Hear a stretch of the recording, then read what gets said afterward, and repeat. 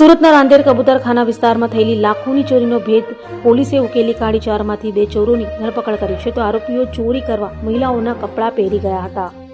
સુરતમાં ચોરીની વધી રહેલી ઘટનાઓ વચ્ચે રાંદેર પોલીસને મોટી સફળતા મળી છે। રાંદેરના કબૂતરખાનામાં થયેલ લાખો રૂપિયાના ઘરેણાંની ચોરી થઈ હતી, જે ચોરો સીસીટીવીમાં કેદ થયા હોય અને મહિલાઓના કપડાં પહેર્યા હોય।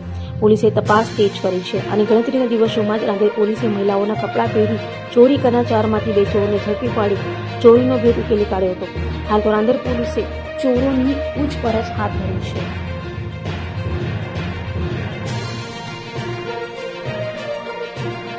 તારીખ 27-28 ફેબ્રુઆરી 2026ની રાત્રે રાંદેર પોલીસ સ્ટેશન વિસ્તારમાં ડોક્ટર હિરેન શાહના બંધ મકાનમાં એક ઘરફોડ ચોરીની ઘટના બનેલ।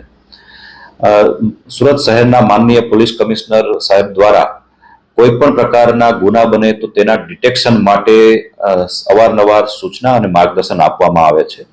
તે અનુસંધાને ઝોન 5 વિસ્તારની ટીમો તેમજ રાંદેર પોલીસ સ્ટેશનની ટીમો દ્વારા આ ઘરફોડનો ગુનો ઉકેલવા માટે હ્યુમન ઇન્ટેલિજન્સ અને ટેકનિકલ ઇન્ટેલિજન્સના આધારે તમામ તૈયારીઓ ચાલુમાં હતી।